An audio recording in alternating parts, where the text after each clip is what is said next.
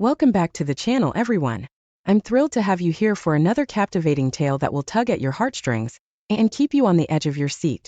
Today's story is one of love, betrayal, and the quest for self-discovery. It's titled My Wife Moved to the Guest Room, and I discovered her secret affair with our insurance guy. Now she wants a divorce.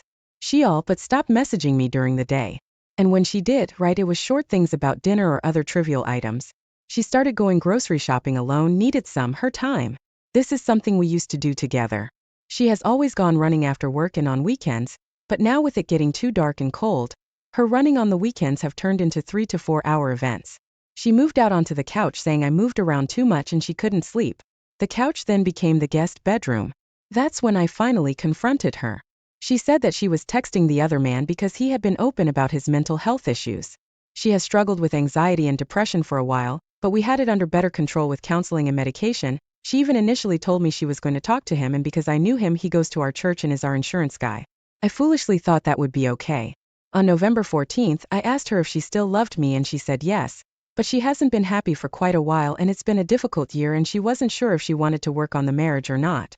I told her that I noticed that she hit her phone anytime I came into the room. That's when she told me who the other man was. She said that they texted and met sometimes for lunch, but he was just a friend. She said it over and over.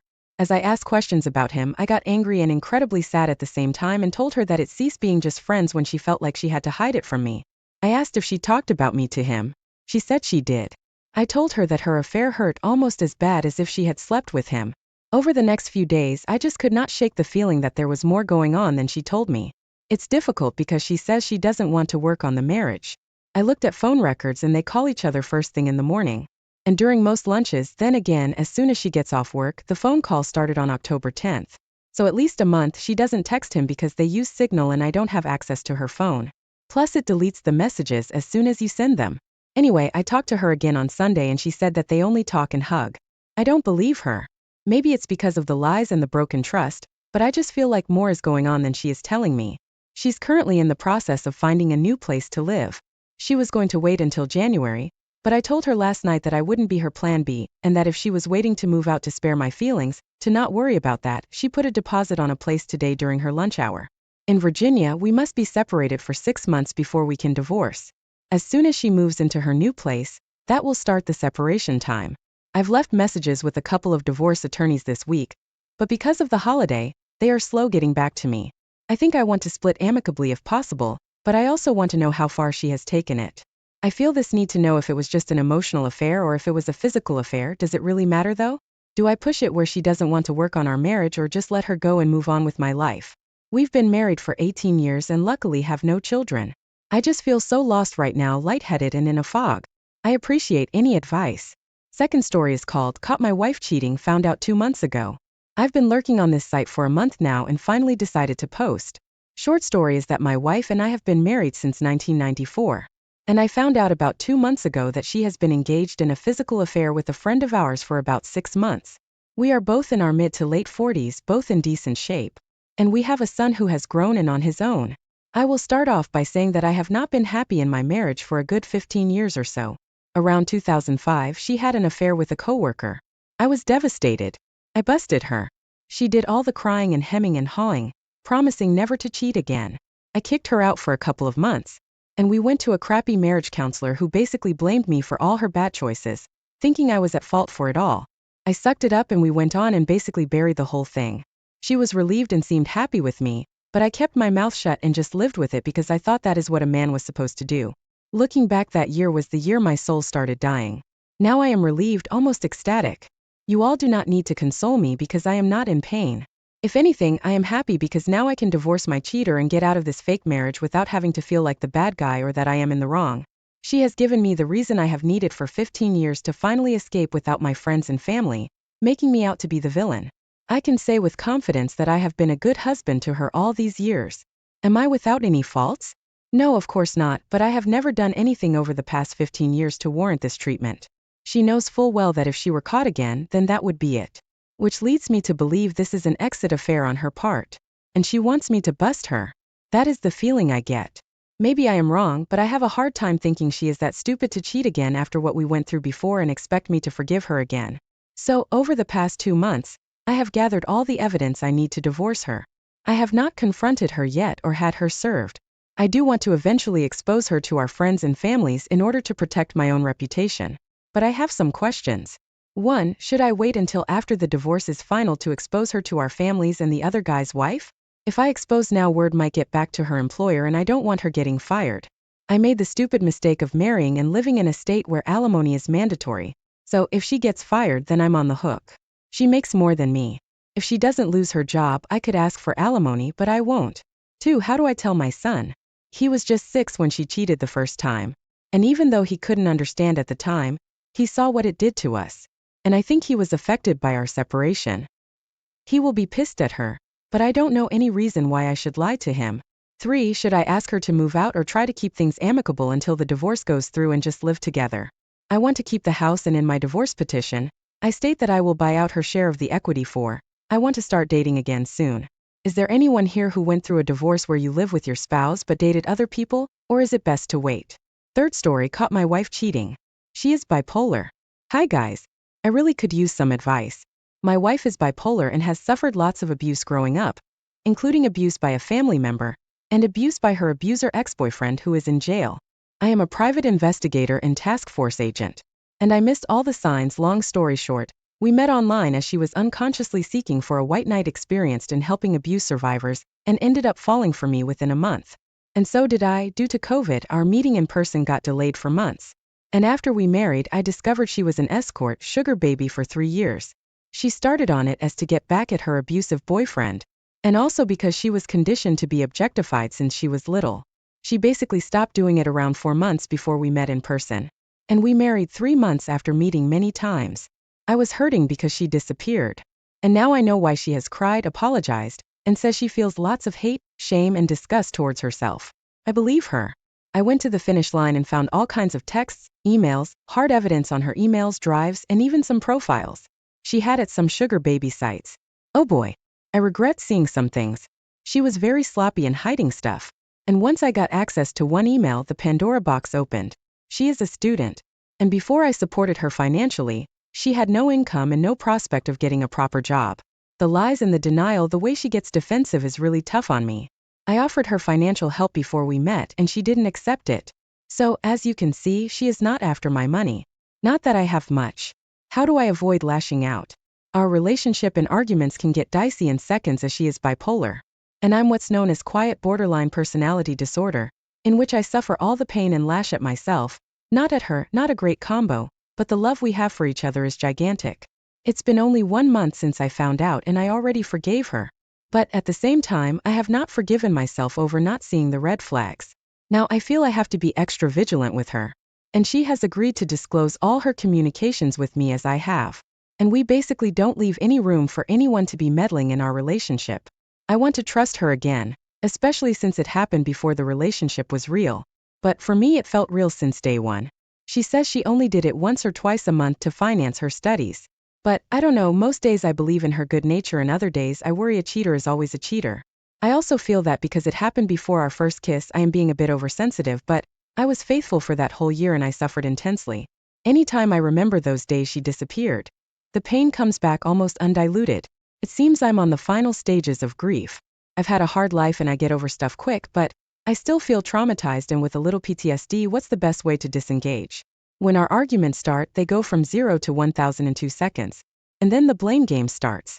When we are good is the best, but when we are arguing is hell, too intense, too much fire, and both of us get super hurt very quick if the other is not careful. If you enjoyed this story, please show your support by hitting the like button. Your engagement means the world to me and helps keep the stories coming. And don't forget to subscribe to the channel so you never miss out on future tales filled with unexpected twists and turns. Subscribing not only keeps you in the loop, but also supports me in my quest to bring you more captivating stories. So take a moment to like and subscribe. Thank you again for your support, and stay tuned for more incredible journeys. Until next time, keep believing in the power of stories to train. Welcome back everyone to our channel, where we dive deep into the most compelling stories of love, betrayal, and unexpected twists in family and relationships.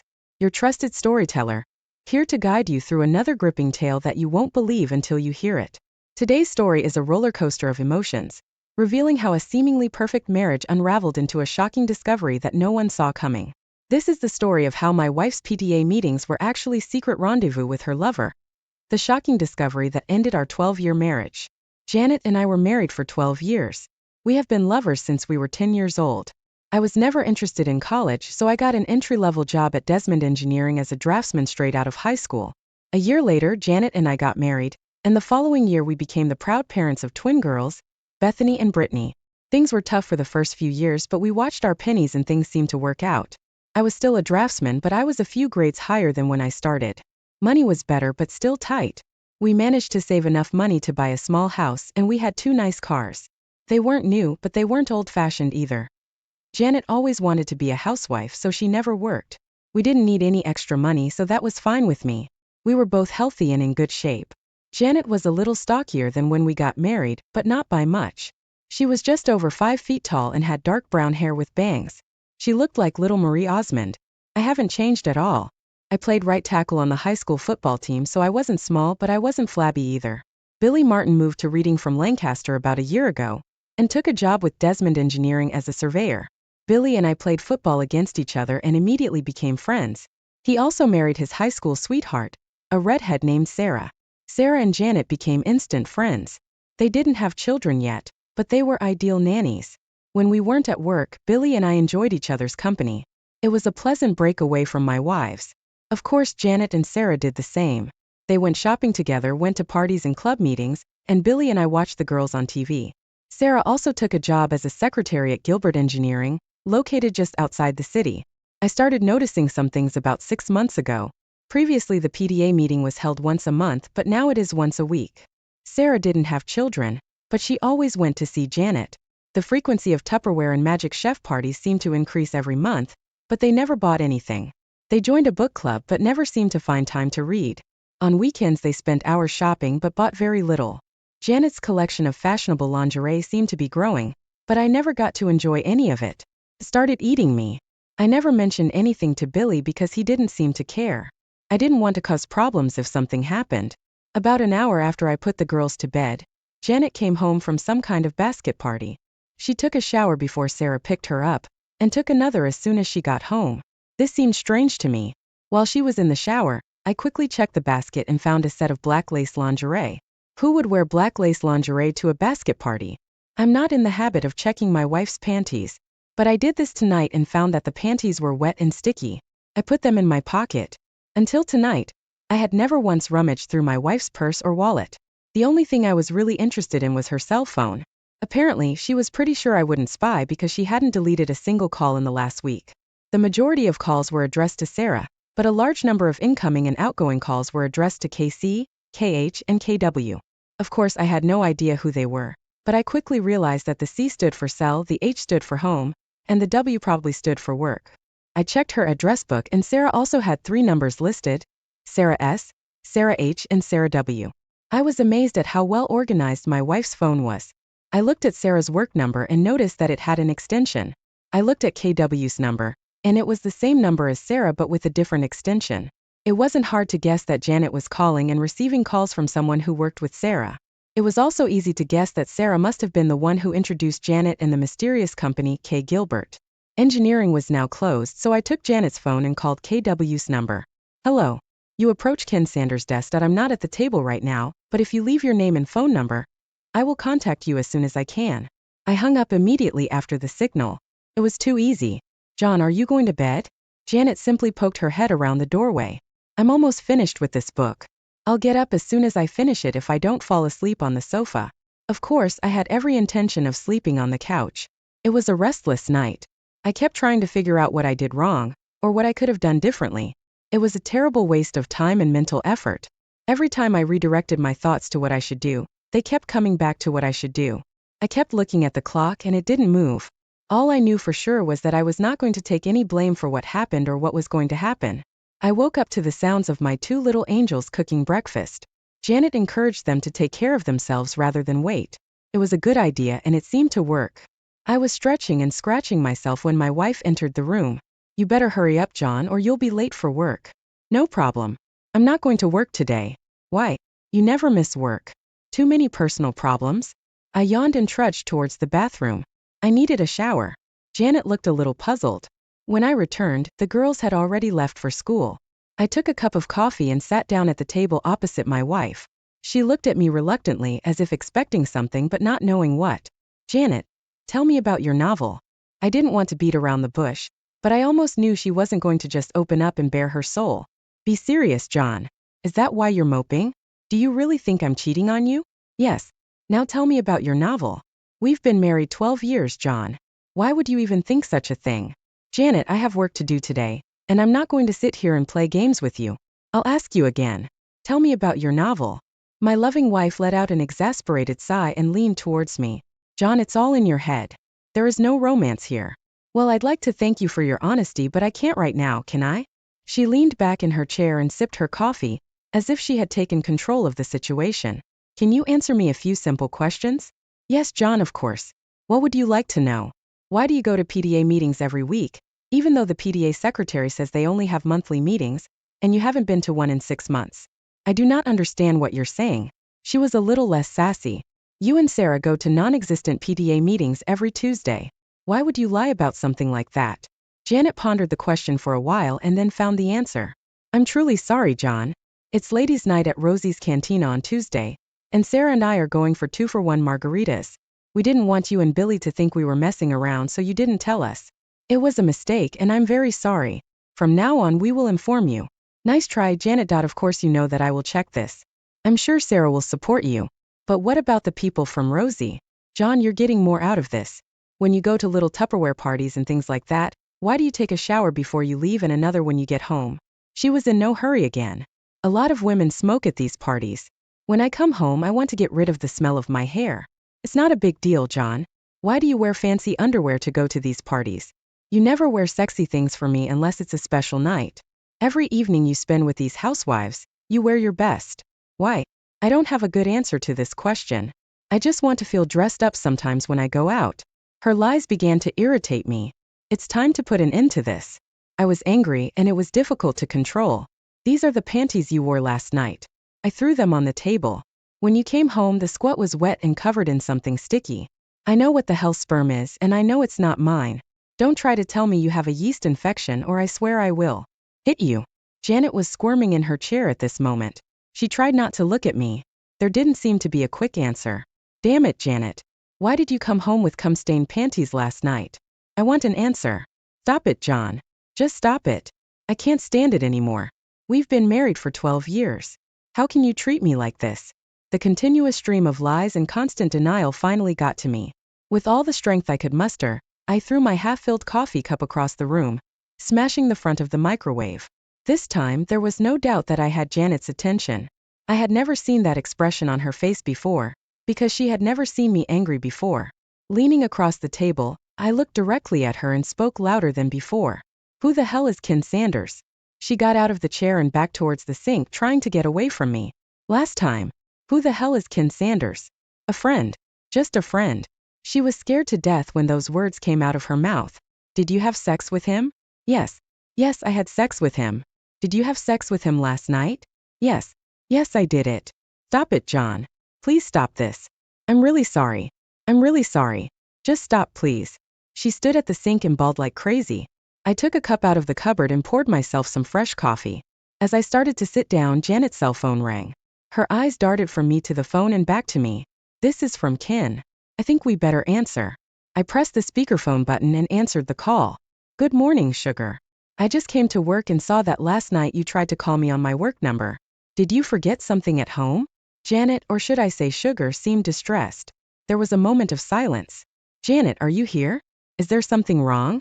She looked at me with a petrified expression. I nodded back to her. Ken. She hesitated. Ken, my husband is here. He knows about us. He has his phone on speaker. He didn't hang up, but he didn't answer either. I felt obligated to let him off the hook. Ken, good buddy. I have some things I need to do this morning, but I promise to come see you this afternoon. Maybe you should put 911 on your speed dial. I ended the call and put the phone back in my pocket. Janet just stood at the sink in her robe, shaking. I have to go. I have one more question. What is the name of the guy Sarah is dating? John, no, please don't make me. The second cup flew across the room and crashed into the tiled wall behind the sink.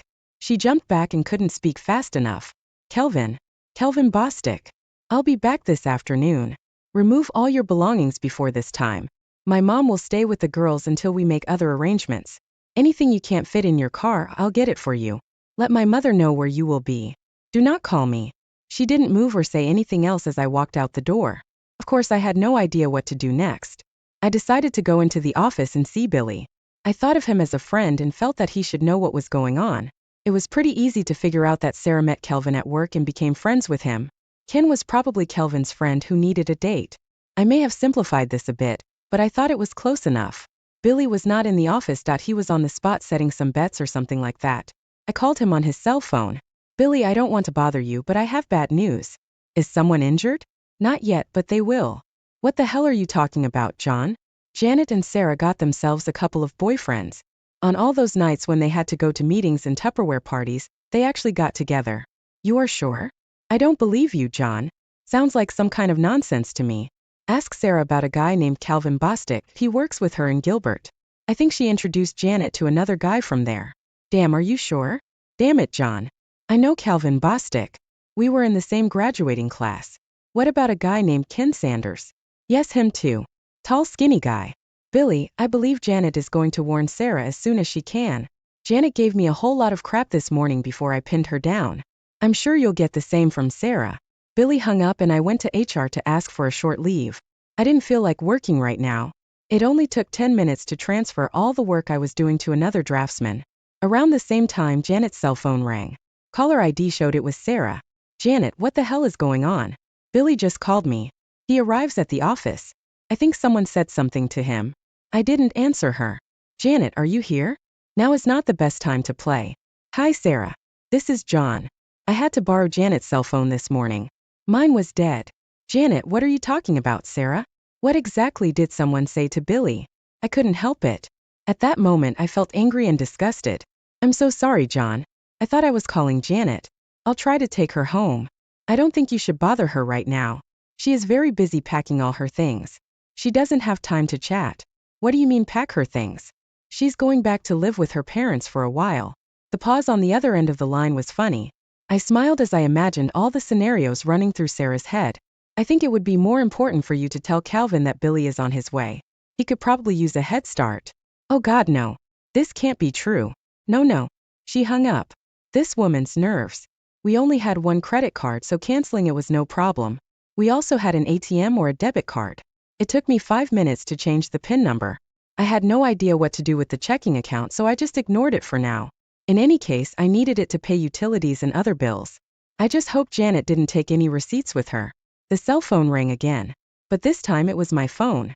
Billy chased Calvin Bostic out of the Gilbert building and caught him in the parking lot. He was in jail and wanted me to tell his brother from Lancaster to come and post bail for him. I called his brother. There was nothing more I could do for Billy, so I went to Taco Bell. After lunch, I went to visit my mom and dad. I explained everything to them. Mom was more than willing to watch the girls for a while. She stayed with me during the week, and the twins stayed with them on the weekends. Now it's time to visit Ken Sanders. The guys in Gilbert's drafting department were eager to tell me about Billy's visit that morning. The drafting department overlooks the parking lot, and they saw everything that happened. Billy caught Calvin before he could get to his BMW. He threw him over the hood of one of the cars and started smashing his face. The guards followed them and tried unsuccessfully to get Billy out. Finally, one of them hit Billy in the neck with a stun gun. He wasn't home yet when they put him in the police car. They had to take Calvin in an ambulance. One of the guys showed me the office where Ken Sanders worked. It was empty.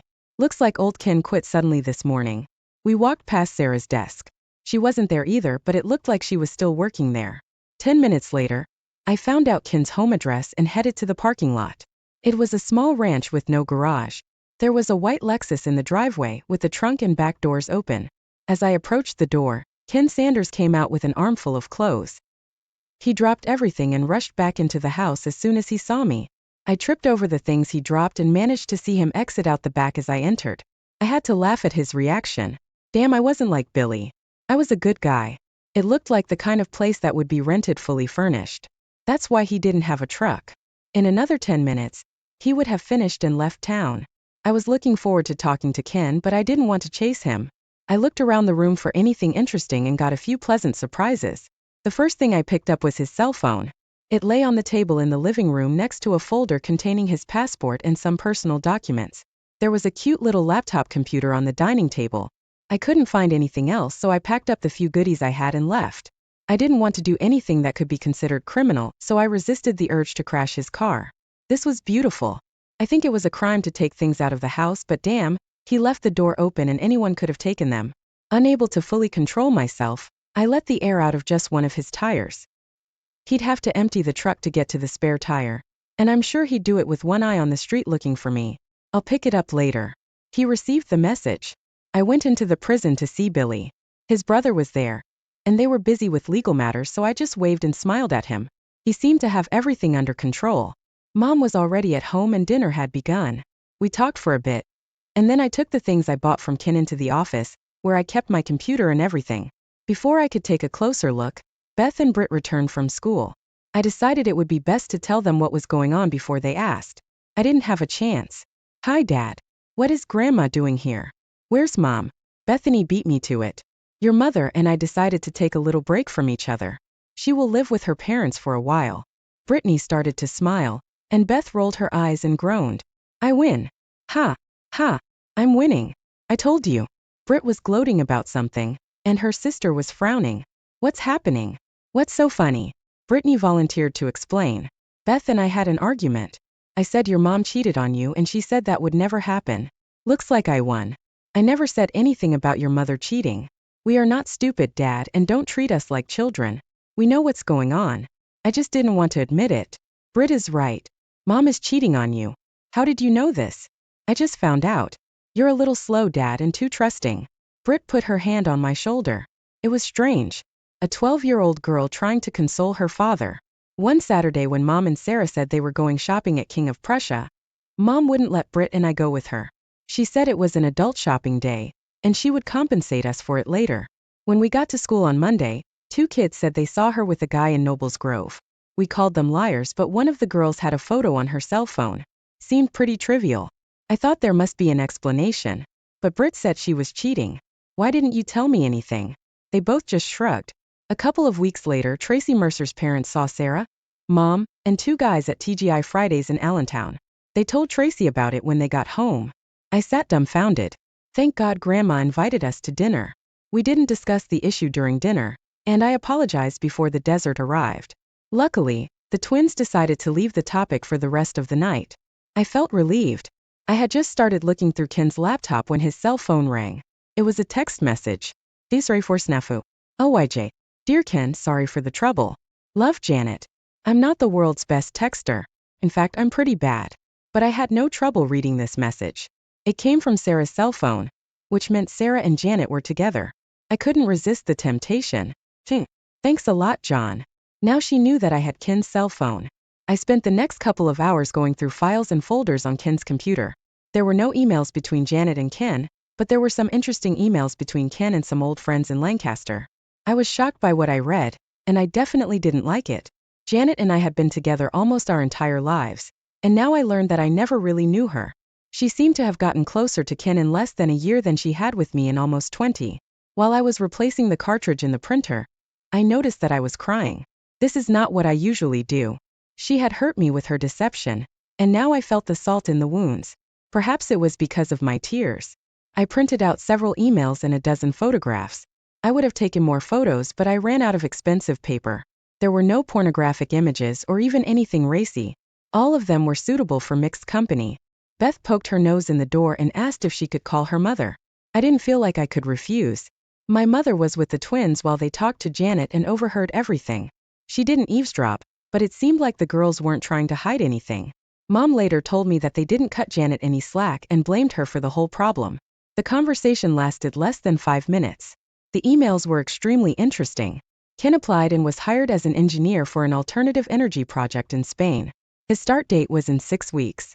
Apparently, he did not warn Gilbert about his departure. I'm sure Sarah knew, but no one else mentioned it. He had all the documents ready for the trip except for my passport. I'm sure he could find a replacement, but he better hurry if he wants to set a start date. I guess he could always go to the police and report that I stole it, but I didn't think he would do that. He hasn't booked his plane tickets yet. One of the letters to a close friend explained a lot. Janet planned to get a divorce after joining Ken in Spain. She realized that I would never allow her to take the girls out of the country, so she was going to declare me an unfit father. The letter didn't go into detail about how she was going to achieve this, but it did indicate that it would be severe enough to revoke my visitation rights for the twins or custody. It was completely despicable. Ken wrote this letter, so it was all rumors. I would have liked to have gotten something original from Janet, but I had to make do with what I had. I printed out several copies of this letter. Mom fell asleep watching Leno, so I sent her to our bedroom. The girls have already gone to bed. I fell asleep on the couch, and there were 4 empty beer bottles on the coffee table. I woke up to the smell of fresh coffee and bacon. Mom always prepared a good breakfast. The girls were finishing their cereal when I approached the table. I had to endure some good-natured digging before I could start cooking the eggs. The conversation was casual until it was time for the bus. Girls, I'm afraid your mother will try to separate us. She plans to declare me an unfit parent so she can keep you all to herself. I have no problem with shared custody if it keeps you two happy, but I won't give up my right to see you and be with you. I don't want you to have to pick sides, but I want you to know what's going on. Be careful, and I don't listen to any lies. Dad, we are smarter than you think. Don't worry about anything. We love Mom, but we won't let her screw you up or anything. Brittany smiled, and Beth gave me a thumbs up as they walked out the door. Mom filled my cup and sat down with hers. Relax, John. Everyone is on your side. After showering and shaving, I put on some clothes that were a little nicer than what I usually wear. When I left the house, I felt a little strange because I had 3 mobile phones with me. I made a mental note to buy the cell phone charger Ken had given me. I probably won't need it, but I'd rather be prepared for it. I checked into the family services office and waited for the caseworker to call me. I was confused when I finally got the call because I knew the woman who came to my aid, John Terrell. I haven't seen you for over 10 years. What did you do? Jody Mitchell was easy to remember. In high school, she was one of the goth girls. The goths had their own small group and stuck together. They were ostracized by most of the other kids, especially the athletes, including me. She looked normal now, but I'll only ever remember her for her pink hair, black lipstick, and dark eye makeup. The funny thing is that the goths could never determine whether they were into drugs, sexual deviance, or witchcraft. As for Jody, it was probably none of those things, but you always believe the most outrageous things. The sign on her desk read, J. Mitchell. So I assumed that she had never been married. 12 years ago I could understand it, but today she looked, John, what can I do for you? My train was interrupted by her question. I discovered that I stuttered a little. You look great, Jody. She laughed at my awkwardness. You mean compared to how I looked before? Now I felt embarrassed. Probably, but I didn't mean to imply anything. Relax, John. I was halfway through college when I realized that I was smart enough to see the world as I was, without a false facade. I've been what you would call normal for almost a decade now. I'm much more comfortable saying normal than before. Damn it, but that sounds patronizing. I have a hard time keeping my foot away from my mouth. You must excuse me. Forget it. Why are you here? Before we begin, I need to ask you a question. Do you have a file or report on me? Anything at all? Her fingers danced across the keys like a pianist. There's nothing here, John. You married Janet Wilcox, is that right? Yes, and there's nothing under her name either. It sounds like you two are feeding your children rather than beating them. You have children, right? Yes, we have 12-year-old twin girls, Bethany and Brittany. Fine. Now can we move on to the problem that brought you here? Jody, this is a little far-fetched, and I know it may seem hard to believe, but my wife is planning to leave me and wants to take the girls with her. It's not hard to believe, John. We see this all the time. Shouldn't she have a reason to do something like that? Usually, when a mother comes to us, she has documents or something else to support the accusation. You just checked and there's nothing there now, right? That's right, John, but how do I know that you're not setting me up because you did something and she hasn't had a chance to report it yet? She may be obtaining medical information or police reports before coming to our office. Just because we don't show anything on our computer doesn't mean you didn't do anything. You say I can't win. No, I'm not saying that. Why do you think she's going to do something like that? I had no intention of showing anyone the email Ken sent, but now I felt I had no choice. I had to ask myself why I made copies if I wasn't going to give them to anyone. I handed one across Jody's desk. Where did you take it? I took it from a computer that I got illegally. I know it can't be used for any legal reason, but it's kind of proof of what's going on. The word conspiracy comes to mind, but I don't know the legal definition of that. I wanted to talk to you or anyone in this office because I didn't know what to do. I don't know how to protect myself and my daughters from something like this, and I can't afford a lawyer. Jody Mitchell relaxed in her chair. I looked at her and didn't blink. She rocked back and forth several times and leaned toward me. Can you come back tomorrow morning? Yes. Fine. See you then.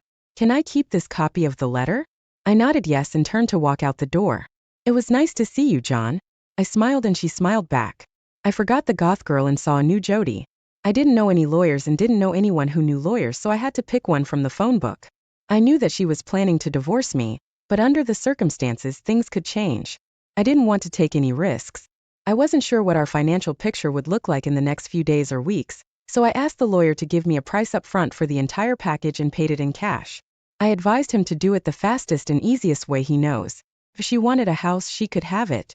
Because the property depreciated, it was worth less than the mortgage. I also insisted on joint custody of the twins at a minimum. I would take full custody if he could do it. I would pay child support but not alimony. Billy called me on the way to lunch. He needed housing and I of course offered to shelter him. We met at Taco Bell for a gourmet lunch. When I approached, a stupid smile appeared on his face. I know you can't be that happy. What's happened? A friend of mine who works at Community General Hospital told me a little information about Calvin. Sarah went there to visit him. While she was there, Calvin's wife came in with their 2 children. Sarah had no idea what she was playing. Things got so messy that hospital security had to escort Sarah out. I walked past Gilbert to talk to her, and she was no longer there. She was gone. I think she should be home now, but I'm not sure. Why didn't his wife live here with him? I don't know. Why didn't he go home to his wife and kids on the weekends? I don't know that either. Honestly, I don't care. Billy took a week off from work to sort out his affairs. I didn't know where he would sleep since my mother also lived at home. But we decided that we would figure something out. He was going to go to his house to try and pick up some clothes and his personal belongings in case Sarah wasn't there. He decided he didn't want to talk to her anymore. I was on my way to see my insurance agent, but I didn't make it because my cell phone rang again. John, this is Cameron Wilcox. Can you come over for a while so we can try to figure things out? Janet is in complete despair and her mother is not helping. Who will be there? The 3 of us and Janet's sister, Carla. I'm not sure what you're hoping to achieve, but I'll be there in about 20 minutes. It was a dark group. I took a folder of goodies with me and gave up coffee. Who wants to start? John, Janet seems to think you're overreacting. She claims that you were furious and made her say things that weren't true to calm you down. She claims she didn't do anything wrong and you have no right to kick her out. I had the distinct impression that my dear wife was telling a very embellished version of what happened to her parents.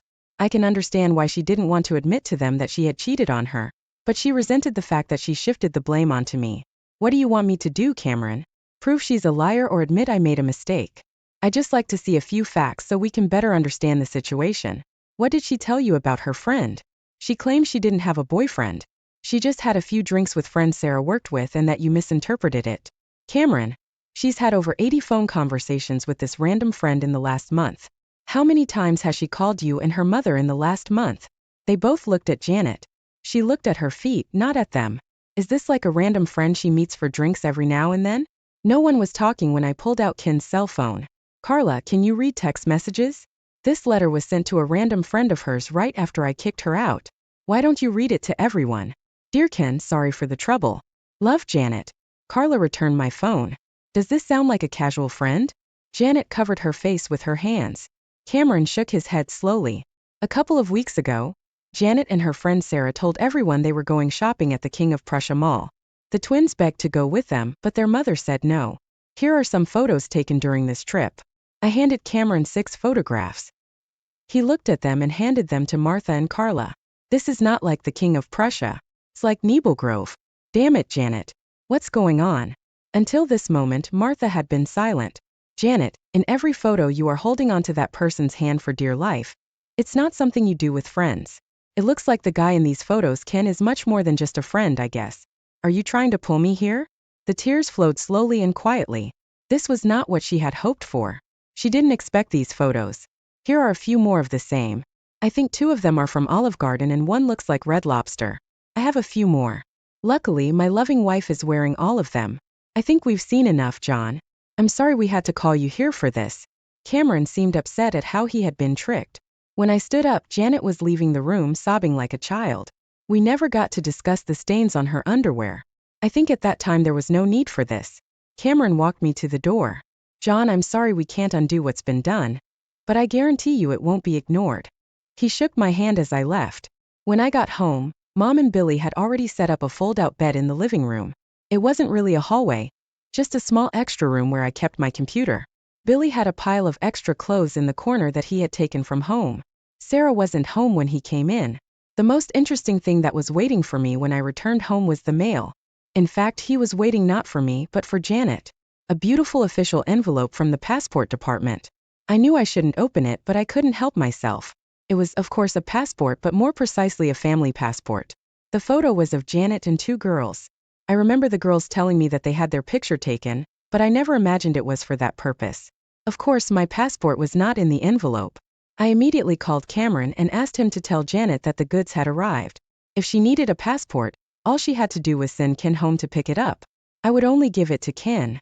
I was usually at work when the letter arrived. I would never have known she got it. Cameron told me that they had asked Janet to find another place to live. They had no idea where she was going to go. They seemed a little angry with their daughter. He promised to tell her about the passport. The conversation over dinner was interesting and mostly comprised of girls. Today, a woman from family service came to our school. Bethany said with a shy smile. Would you like to talk a little more about this? Did she talk to you together or separately? We are both at the same time. Her name was Jody. She said you went to high school together. We went to the same high school at the same time, but we weren't together. Britt frowned at me for being smart. Pay attention, Dad. What did she want to talk to you about? You. All she talked about was you. Beth and I agreed that she liked you. Did you understand this from a short conversation? She talked to us for over an hour. We missed the gym and the geography part.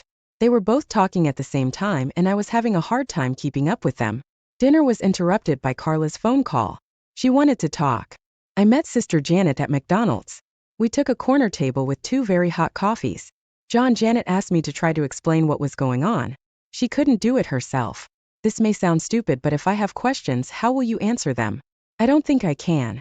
All I can do is talk and you listen. I'm sure I'll mess something up anyway because most of it sounded like gibberish when she told it to me. You are setting me up so that you can tell me that you have no answers. Only excuses and justifications. I always knew you were smart, John. Let's get this over with. I have other things to do. First of all, she blamed Sarah for everything. Sarah started cheating on Billy and it sounded exciting and romantic. Janet said she had never had an exciting or romantic experience. All she ever had was you. Loving and reliable. When Ken Sanders started in Gilbert, Sarah convinced Janet to join them for a drink and a bite to eat. While they were together, Sarah and Calvin often disappeared for a little lovemaking and left Janet and Ken alone. Eventually, they started messing around too, and soon, it was a full-blown affair. Once it started, she couldn't or wouldn't stop it. Ken impressed her with his stories of what he was doing and what he was going to do. She wanted to go with and share it all. When he asked her to go to Spain, she jumped at it. The big problem was not leaving you but leaving the girls. She knew you would never let her take them abroad. So she was going to figure out a way to make you look bad, Father. Now she knows it was a mistake. After talking with the girls, she realized that they are closer to you than to her. She decided that she would not try to have twins if you agreed to a divorce without any condition. That's all? Almost so? Yes. Fine. Tell her to go and apply. I will not dispute this if everything is as you described. Oh, John. One more thing. Janet would like to get her passport. Do you have it with you? Now everything started to become clearer. I had no idea how she planned to do this. But I suspected that she had not given up hope of taking the girls with her. They kicked and scratched all the way unless she had something up her sleeve. The family passport played a decisive role in the deal. Carla, my coffee is cold. I'm going to go home and take a hot shower. Do not call me more. John, what the hell is wrong? How did I make you angry? You know damn well what you did. Do you two really think I'm that stupid? Go back to your whore sister and tell her there is no way she can have my daughters. Since you decided to do it, help her. I'll have to ask you to never talk to my girls again. Carla was talking on her cell phone as I left Mickey D's. I can only guess who she called. I arrived at the family services office before it opened. You couldn't stay away from me, could you? Jody walked into the office with a big smile on her face and a Starbucks cup in her hand. She motioned for me to sit down and apologize for not having more coffee. I think you know that I talked to your daughters yesterday? I nodded and smiled. For some reason I was a little tongue-tied, out of my element. I remembered that the same thing happened the last time I talked to her. Because I was with Janet my whole life. I never had the opportunity to develop any social skills with other women. Looks like I've paid for it now. Is something wrong, John? Apart from that, no, I wasn't trying to be smart. I just couldn't formulate the words. I'm so sorry, Jody. I think I'd better leave. I'm not aware of all this morning. I'll call you later. Before you go, I would like you to know that I am getting a restraining order against your wife. I can't stop her from seeing or being with the girls, but I can stop her from taking them out of state or denying you access to them. It will be delivered to her before noon. This brought a big smile to my face, but I left the office anyway. I headed to the nearest Starbucks. This coffee definitely smelled good. Until today, everything was under control. Now I felt depressed and confused. I drove around for a bit and then headed home. Billy told me that Sarah had moved back to her parents' house near Ephrata, so he was only returning to his place until he could sell or rent it out.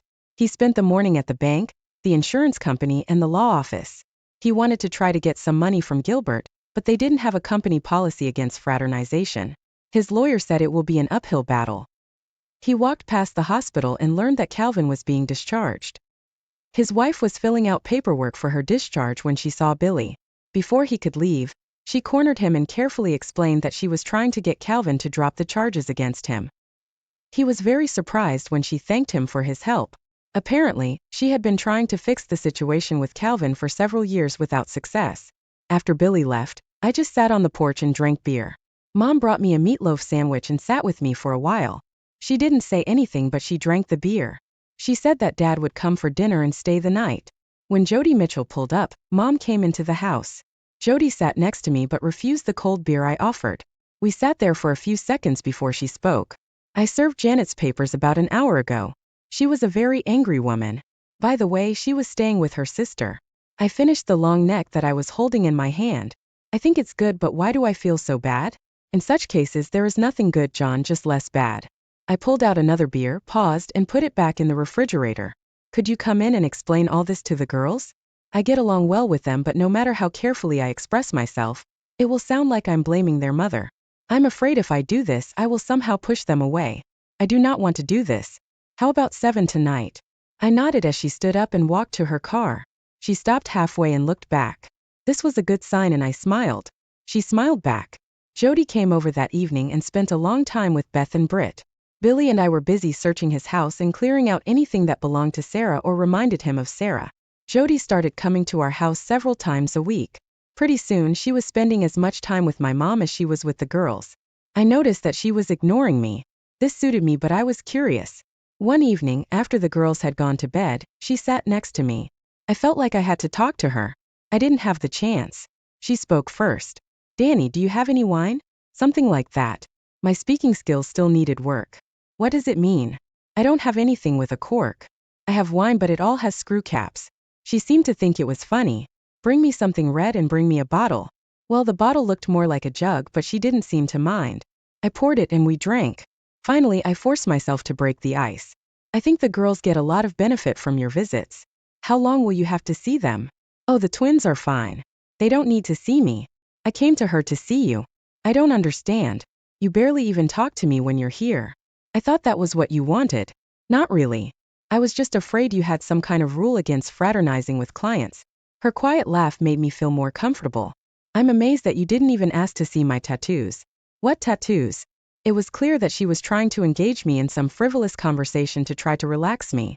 It was a good plan and I appreciated it. I have 4 of them and I got them when I was in high school. 3 are easy to find but 1 is harder. Are you going to show them to me, or will I have to look for them? It'll be more fun if you watch, but I'm going to need some more wine if you're going to do this. We both laughed as I filled her glass to the brim. The hunt was much more interesting because we had to be quiet so as not to wake the girls. The 4th one was indeed in a very secluded place and I admired her for a long time before she pushed me away. She left before the twins got out of bed, but I had a strange feeling that they knew what had happened. I told my lawyer from the phone book to finish the divorce papers and deliver them. Janet will have to accept what I suggest or do it herself.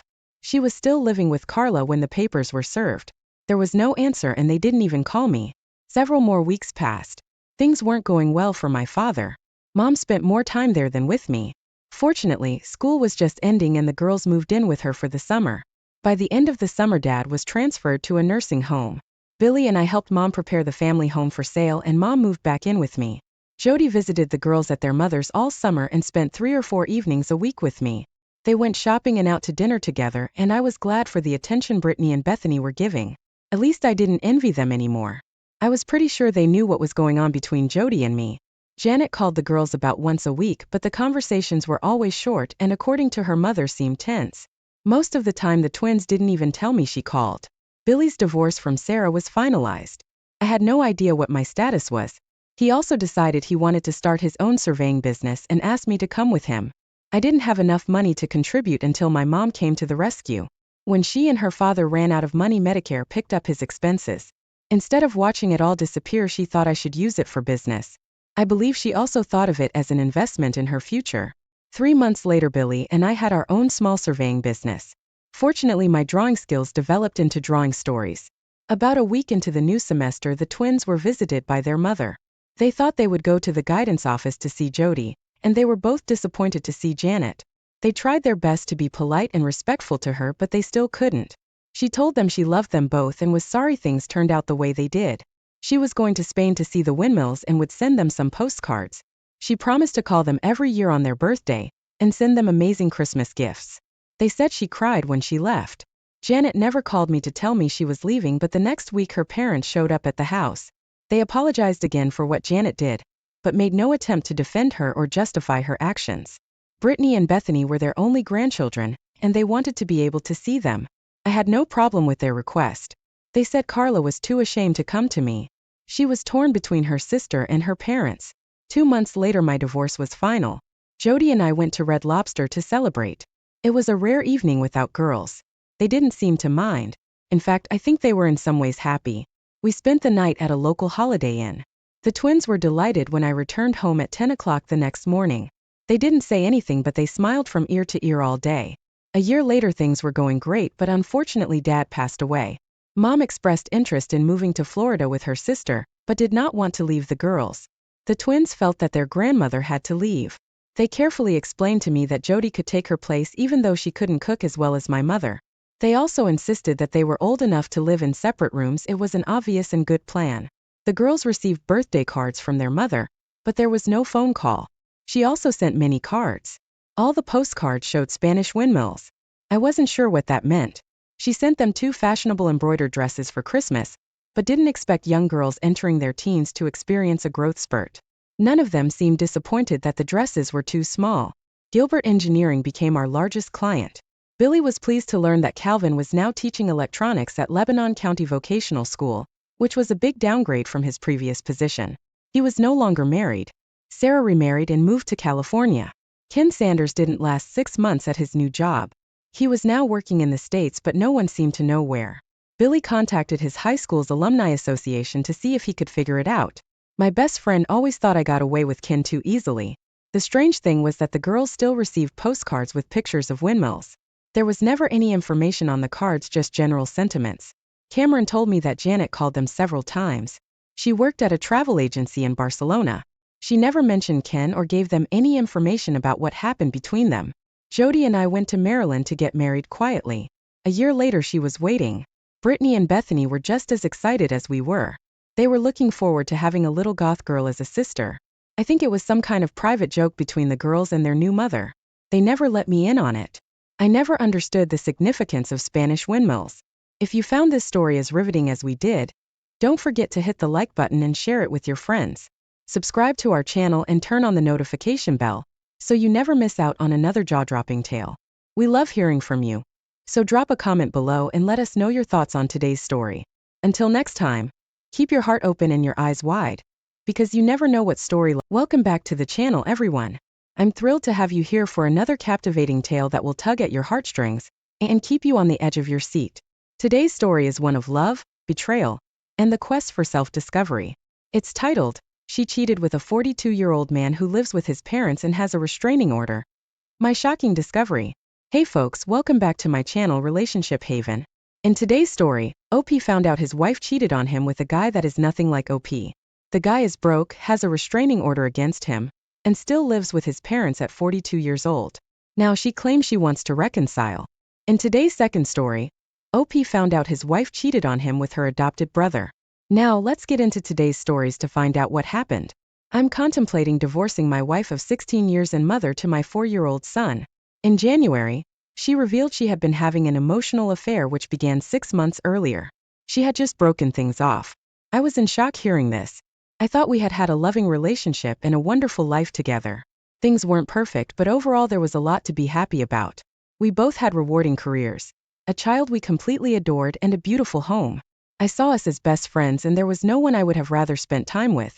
However, it's fair to say that the degree of intimacy in our relationship waned several years prior to our son's birth, starting with a long bout of infertility and continuing after we conceived our son through IVF. Infertility and being a new parent took its toll. We struggled for 9 months raising a baby who suffered from severe colic. One time, our baby was screaming so loud that a neighbor called the police to do a welfare check. It was rough. The colic subsided, but bedtime still seemed never-ending. It was only very recently that our son moved out of our bedroom to start sleeping in his own room. I don't think the word exhaustion does justice to the feelings we've mutually experienced. In my mind, there were challenges of parenthood, ones we shared equally. When my wife expressed worry about the lack of intimacy in our life, I knew on the one hand that she was right, though I didn't know how to change things. On the other hand, it seemed like the demands of being a new parent offered a reasonable explanation. I also believed that intimacy was something that could or would ebb and flow, more the former in those early trying years. My wife didn't feel the same way. I think she saw our lack of intimacy as a failing in our relationship and was deeply unhappy about it, more so than she was willing to admit. Then she met her affair partner and was somehow awakened to the true depth of this void in her life. We started seeing a couples therapist in the fall. Unbeknownst to me, her affair was playing out in parallel. I felt a deep distrust after learning about my wife's emotional affair, and small details nagged at me. Was this exclusively an emotional affair, or did more happen? What was the extent of their relationship and how meaningful was it to her? Over the course of several months, I uncovered many details that weren't really volunteered, or rather, I was able to dig up information through my own investigative efforts. For example, data recovery, monitor emails, checking browser history, and so on. With each new detail came a new revelation, and I learned that much more had happened than I was first led to believe. My wife went out of town on 3 overnight trips during the past fall and winter. Each time I gave her my encouragement. She was leaving to work on writing projects or go snowshoeing with friends, and I believed these were activities to be nourished. I stayed home and took care of our son. Later, I learned that she met up with her affair partner on every single trip. I learned that they had exchanged sexually explicit pictures and videos. Unfortunately, I saw some of this material too. I learned that they had sex on many occasions. They told each other, "I love you." At some point, they envisioned a future together, but needed to be patient while biding their time. However, in January, my wife decided to break it off with her affair partner. Things did not go well. She was on the receiving end of abusive and threatening text messages. My wife became very controlling with regard to her affair partner. I was urged to block his phone number and email address and Instagram account so that he could not try to contact me. I was made to feel that he was a mentally unstable individual, an unpredictable person that I and we should be afraid of. I started sleeping in my son's room, which is on the main floor. I wanted to be sure I would hear if he tried to break in. He would drive by in the middle of the night and throw bags of things on our lawn. The police were called. Unfortunately, that's not where things ended. We continued to go to therapy, which shifted its focus to the affair. However, my wife was unable and unwilling to completely sever contact with her affair partner. They continued to text. He bought her a Valentine's Day gift. She bought him a birthday present. They continued to see each other. They were still intimate with one another. One day, I slipped my phone into our car, turned the GPS on, and watched her drive to his house and stay there for 2 hours. It's hard to grapple with all the things I've dealt with, and it's hard to reconcile how my wife could allow herself to be in such a toxic relationship. Her affair partner is the polar opposite of me. He's unstable, broke, and lives with his parents. He's 42 years old. His ex-partner has a protection order against him, and he has only limited and supervised access to his own children. I don't know what to say. I love or loved my wife. I love our family. This is not what I wanted. OP. Here are my thoughts on the situation. You are aware of what has happened. You need to gather evidence and talk with the lawyer about your options. You do realize that as your wayward wife continues this facade, you're putting your own child's safety and well-being at risk. She's checked out of this marriage, which you're hanging on to and using lies, deception, and gaslighting as a way to keep you as a doormat. Check your state laws as to reasons for divorce. If you live in a no-fault state, it may make things harder for you. If you do seek legal advice, have any visitation on the part of the wayward wife, stipulate no visitors of the opposite sex while having visitation, since you already know the affair partner is mentally unstable. Let's see what the comments had to say about this situation. Chronic said, "I know that you deeply love your wife and I'm very sorry that you're in this situation. But you are no longer just together with her. You are responsible for your son now as well, for his mental and physical well-being. Where do you think your son will be when your wife wants to see her affair partner while she has to look after your son because you're at work or somewhere else? She needs to learn that she destroyed the bond you once had, that all trust and respect is lost. Not that you have to fight for her. She walked out. She betrayed you. If she wants this marriage to survive, then she has to fight, not you. It is your job to show her that you no longer tolerate her affair, her disrespect, and her selfish, entitled behavior. Build up a bed in your son's room and sleep there. Ignore her presence at home unless it is about the kid. Stop going to marriage counseling. That is good for nothing for as long as she lies. Tell her that you will not even shake her hands before she meets with a doctor and gets tested for STDs now and in 3 months. Then do the most important step. Go to a lawyer, prepare the divorce papers, and serve her with divorce papers. Now let's get into today's second story. This is my first time posting, so please bear with me. This happened to me just a couple of days ago. Let me provide some background. I've been with my girlfriend for 1 year. She has 2 kids of her own. I myself have 1. Our story starts way back in 8th grade. She was my first love. I moved to Los Angeles, which led to us separating, and of course people move on. Throughout the years we kept in touch here and there. I always knew I loved her and would from time to time think about her. Last October I reached out to her and we began to reconnect. Shortly after we started dating. Last May we discovered she was pregnant. She is now 5 months along. Now to the present day. We now live together and have been preparing for the baby's arrival. Things had seemed to be going pretty well for the most part, but for the past couple of weeks I had noticed her acting very strange, especially in regard to her iPad, which is connected to her phone. So all photos, texts, and calls are registered to it as a result of having it synced. She's a hairstylist, so she would leave it at work in her locker or in her car. About a week ago she asked me to watch the kids while she went out to work for a couple of hours. While at home I heard her iPad going off, so I went ahead and checked to see what it was. The messages she received were from her older adopted brother. He was adopted at a very early age by her father before she was even born, from my understanding. The messages began neutral, nothing out of the ordinary, until the really awful stuff started to show. The messages led into lots of sexting and nudes being sent from her to him. They also planned days to meet up when she wouldn't have the kids with her so that they could have sex. However, this is where it gets confusing. Throughout the text messages she made excuses as to why she couldn't have sex, but could only hang out, even though she was clearly scheduling days to see him.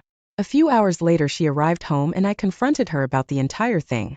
Her response was that he took advantage of her a couple of years back while she was drunk, and from there it started to become a common consensual occurrence. She eventually put a stop to it, but recently it had started back up, and she had been trying to get him to stop pursuing her by sexting him and cutting it short because she didn't want to lose her brother. She also stressed that they haven't had sex recently. She just saw him 2 weeks ago. It all sounded like bullshit to me, so I packed up and left. I'm shocked, and now I've had doubts that the baby is even mine, because I can't believe anything she says. A part of me wants to understand and even go back to her for the baby's sake. I don't know what to do at this point. I'd appreciate any advice. OP. Here are my thoughts on the situation. You need to get a paternity test ASAP. And then also let her parents know what happened so she doesn't go around spinning the narrative. You also need to contact a lawyer and get an STD test. I wish you the best of luck with your situation, OP. Thanks for taking the time to listen to today's stories. Don't forget to like and subscribe if you haven't already done so, and comment below on what your thoughts are on today's stories. If there's a story you'd like to share with me about your own situation or someone else's, then please do not hesitate to contact me. Take care, everyone. Thanks for sticking around until the end. If you have your own funny or unbelievable story, leave it in the comments or send it to us. Maybe we'll feature it in our next video. Don't forget to like, subscribe, and share laughter with your friends. See you later. Hey everyone, welcome back to the channel. Your go-to storyteller for tales that explore the depths of relationships, family dynamics, and the unexpected twists life throws at us. Today, I have a story that is sure to captivate and inspire you. It's titled, She Stole My Fiancé and Fired Me, but Fate Had Other Plans, My Unbelievable Comeback Story. This story is a roller coaster of emotions, filled with betrayal, resilience, and an incredible turnaround. Get comfortable, because you're about to hear a tale of unexpected triumph and sweet revenge. Deborah, are you okay? Do you feel bad? Asked the maid Mary to the hotel manager. It was not customary for her to be familiar with her superiors, but the manager was really scary to look at. Deborah was incredibly pale, her always perfect hair was disheveled, and her eyes were red with tears. It was clear that she was holding on, But Mary's sincere sympathy made her chin quiver, and her eyes filled with tears. Mary wanted to bring water, but the manager stopped her. "Let's go to my office," Deborah whispered with difficulty, holding back her sobs and lowering her head, headed swiftly to her office. Mary followed Deborah, who immediately threw herself on the leather sofa and began to sob. Mary closed the door tightly and sat down next to her, compassionately stroking Deborah on her arm. She did not ask questions, knowing that the woman needed first to cry and then to speak. After a while, Deborah calmed down a little and told Mary about her misfortune. As it turned out, her husband, after 10 years of marriage, cheated on her with a young girl. "Who needs me now? I'm already 35 years old," said Deborah through her sobs. "Oh, I thought you were only a couple of years older than me," gasped Mary, who was only 21. Deborah really did look great and was always proud of it. "Mary, you're certainly pretty, but you need to take care of your figure at your age. Is it good to walk around with such a big belly?" said the manager with a condemning look. "But I'm 5 months pregnant," timidly murmured Mary. When she came to work at the hotel 3 months ago, she had to hide the fact of her pregnancy. She strongly needed this job because her fiancé was recently fired from the taxi company for his rude attitude to the client, and he could not find a job anywhere. And now Mary decided to tell her boss the truth because soon her condition would be obvious. Hearing the news, Deborah began to cry even harder. It turned out that adultery was not the only reason for separation from her husband. Years ago, she interrupted a pregnancy at her husband's insistence, and when they finally got back on their feet and her husband wanted a son, she was no longer able to give birth to him. After a few minutes, Deborah finally managed to pull herself together, and she asked Mary to return to her work duties. The young woman headed for the door, but suddenly the manager called out to her again. "Mary, didn't you ask me recently to get your boyfriend a job?" "Yes, Paul is a very good driver. You won't regret it." "Right, but he was fired from the cab company for a reason." Deborah looked at Mary questioningly, and she lowered her eyes in a blush. "Okay, let him come in tomorrow. I'll talk to him and maybe we'll take him, but on probation." Mary rejoiced and began to thank Deborah, but she had already stared into some papers and made it clear that the conversation was over. The next day, Paul, immaculately shaven, wearing pants and shirt perfectly ironed by Mary, stood at the entrance of the hotel. This was the chance he could not miss. Now the main thing was to make Deborah like him and pass the probationary period. The interview was quick and Paul got the job. How successfully her fiancé was working, Mary discovered only a couple of months later when she got to the maternity hospital. She repeatedly tried to call Paul to tell him about his daughter's birth, but the phone was silent from her shift worker who came to see her. Mary heard that the day before, Paul had driven away Deborah with a suitcase, and no one else had seen them. Mary did not know what to think. She cried all day long, calling hospitals and morgues, but all to no avail. Mary was waiting to be discharged, so she could write to the police about her fiancé's disappearance. But when she came home with the child, she saw a miserable scrap of paper on the bed in their rented apartment. It was a note from Paul. Placing her newborn daughter on the bed, Mary started reading. Paul briefly informed her that he was leaving her for Deborah, and that they were going on vacation together. At the end of it was a postscript. "The apartment is paid for to the end of the month, then pay yourself or you can go to your aunt's in the village, since your boss don't want to see you working in a hotel anymore. And as we are not married, I do not owe you anything." Mary threw herself on the bed and wept in pain, resentment, and disappointment. She realized that the fate of many young girls who got pregnant before marriage, who believed their boyfriend's stories, had caught up with her. First they had no time to get married, then they had no money, then Paul had problems with his job, and now she had to go back to the village alone with the baby to her aunt and listen to her reproaches and lectures. But she had to go back since there was no other way out. At the threshold of her aunt's house, Mary stopped in indecision. Aunt Helen was a strict and unkind woman, and Mary was afraid of her reaction. But suddenly the door swung open. "Well, come in, don't be afraid," said Helen, quite friendly and smiling, took the baby out of Mary's hands. "How did you name your daughter?" "Victoria," Mary whispered. "Victoria means winning. It's a great name, not like yours.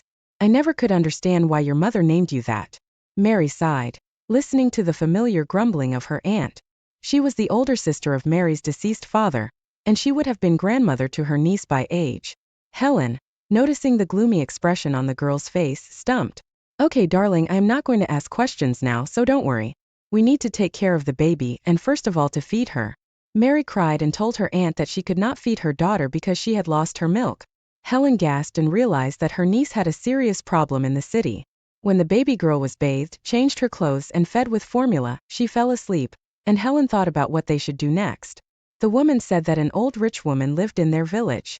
The locals did not like her, and she, due to her contentious character, did not let anyone near her and seldom communicated with anyone except Helen. In recent years, Mrs. Carter became quite sick and could not go to the store or cook her own food, so Helen helped her as much as she could. But now the situation had changed. It had become difficult for Helen to help Mrs. Carter because of her age, so she suggested that Mary get a job at Mrs. Carter's house as a helper. Mary was in dire need of money and work, but she still had doubts since she had a little baby in her arms. "Don't worry, I'll take care of Victoria," assured Mary's aunt. "This is your own home and you and I are the family." There was so much tenderness and warmth in her voice that Mary simply could not believe her ears. And for the first time in her life, Helen told her niece about her hard fate, about her 3 miscarriages in her youth, about how her husband had left her for someone else, and how she had suffered. And Mary finally understood much of what was incomprehensible to her in her aunt's behavior when she was a teenager. "And don't be afraid of Mrs. Carter, she only looks so formidable. But in fact, she's an unhappy elderly woman," said Helen. And in great secret, she told her niece the Mrs. Carter's sad story. It was all about her daughter Caroline. The girl had been in love with a poor guy Tom since high school, and Mrs. Carter was against it and forbade them to date. When the guy was drafted into the army, Mrs. Carter arranged with the local mailman and intercepted the lovers' letters to each other. Tom, thinking that Caroline had forgotten about him, stopped writing to her and returned from the army already with his bride. Mrs. Carter was pleased. Her plan had succeeded. And on the day of Tom's wedding, Mrs. Carter went to a neighboring town to visit relatives, and her daughter left home alone, took sleeping pills. When Mrs. Carter returned home the next morning, the girl was already dead. Since then, Mrs. Carter lives alone in her enormous home with her wealth. But does she need it since she destroyed her own daughter with her own hands? Mary listened to the story and promised her aunt that she would try to be patient with Mrs. Carter and not let her down. Until this moment, Mary thought that she was alone in this world, and it turned out that she had the best aunt. Everything was going great now. She would have a job, and her daughter would have a wonderful nanny ready to give her all her unspent love. The next day, Helen went to see Mrs. Carter. They talked for a long time, and at first, the woman grumbled and didn't even want to hear anything. But then, with difficulty, she agreed. At heart, Mrs. Carter knew that except Helen, she has no one to rely on, so grumbled more out of habit. The first time it was not easy for Mary with grumpy Mrs. Carter. The young woman often got home late at night and fell on her bed without energy. And it was not easy for Helen at first to cope with little Victoria. But as time went on, things gradually got better. The only room to which Mary was forbidden to enter was on the 2nd floor, and only Mrs. Carter had the key. She did not explain the reason, and Mary tried to pretend that she was not interested. But the reason was simple. Caroline had died in this room. She had died of unhappy love and her mother's cruelty. Then on that fateful day, Mrs. Carter had locked the girl in her room, fearing that she would go to her ex-fiancé's wedding and do something stupid. Could she have thought then that her daughter had already made up her mind, and that sleeping pills had already been prepared in her bedside table to forget herself and fall asleep forever? But there was nothing Mrs. Carter could change now. Watching Mary, she often bitterly thought that if she had not been so cruel to her daughter, then today it would be her granddaughter helping her, not Mary. 3 years had passed, little Victoria was growing up, and Mary was still caring for the elderly woman. But now more out of the call of her heart than out of duty, because they became very attached to each other. Mrs. Carter began to sick more and more often. In the evenings, she usually sat near the fireplace, which was burning in any weather, both in winter and in summer. But one day she called Mary to help her up to the 2nd floor. It was the first time in all the years that Mary had been working there. So the girl was very surprised at such a request and readily helped Mrs. Carter. The elderly woman moved slowly, resting on each step. Finally, when she reached the locked door, she leaned against the wall, breathing heavily, and stood like that for a while, swallowing her tears. Then she held out the key to Mary. "Open it and don't ask me anything." Mary nodded and opened the door. Mrs. Carter gestured for her to stay outside and disappeared into the darkness of the room. The girl stood for a long time listening to the sounds. Concerned, she did call out to the elderly woman. "Go away," came Mrs. Carter's muffled voice. Mary realized that the woman needed to be alone with her bitter memories and quietly went downstairs. But time passed, night fell, and Mary became anxious again. She worried about how Mrs. Carter could sit there for so long in the cold room, and finally she decided to see if she was all right. She went upstairs and called out to her again, but this time there was no answer. Mary thought that Mrs. Carter had fallen asleep, and opening the door, she went into the room. The elderly woman was really asleep in an armchair by the window, clutching her daughter's toy, a fluffy rabbit. On her lap, there was a box with Caroline's belongings. Mary looked closely at the woman again and suddenly felt that for a sleeping person, she clutched the toy too tightly. To her horror, she realized that Mrs. Carter was dead. After the funeral, Helen and Mary were surprised to find out that the woman had made a will a year ago for the only close people to her, her helpers. It was an unexpected gift for Mary and Helen. Apparently it was Mrs. Carter's way of thanking them for their care and kindness. Another 5 years passed. One day, the hotel receptionist knocked on the door of the hostess's office. "Mary, excuse me, there's a new driver here. Are you interviewing him yourself? Or should I take care of this?" "Invite him in, I'll talk to him myself," replied the hotel owner. After a couple of minutes, a man entered the office. Mary looked up and saw Paul in front of her, but he did not immediately recognize his former girlfriend in such an elegant, beautiful woman. He remembered her as a frightened, anxious girl with a huge belly, which he had accompanied to the maternity hospital. Then, breathing a sigh of relief, he went straight to Deborah, with whom he could finally spend a whole night, and he did not think at all about how his fiancée would be giving birth to their daughter in pain and crying with resentment into the pillow when the other women in the hospital would be visited by their husbands. The only problem was that the fairy tale ended quickly for him. Deborah got fed up with him after 6 months, and she quickly found a replacement. And now this bald, unemployed loser, with no wife and children, stood before Mary and could not believe his eyes. He shifted his gaze to the desk and saw a nice framed picture. There was a handsome man hugging Mary in a white wedding dress, and a beautiful blonde girl of about 7 stood beside her. "Mary, darling, is that really you?" was all Paul could say. "I am not your darling, and I don't have a job for you," said Mary coldly. "Natalia, call security. Tell them to escort this man outside." Mary stood at the window and smiled as she watched a stunned Paul leaving the hotel. She was mentally thanking him for leaving her then because his betrayal had turned out in such a happy end for her. Narrated by Deirdre Eby. Wow, what a journey! If you found this story as gripping and inspiring as I did, make sure to hit that like button, share your thoughts in the comments below, and don't forget to subscribe to the channel for more stories like this. Also, hit the bell icon to get notified every time we upload a new video. Thanks for watching, and remember, no matter how tough life gets, there's always a way to turn things around. Stay strong, and I'll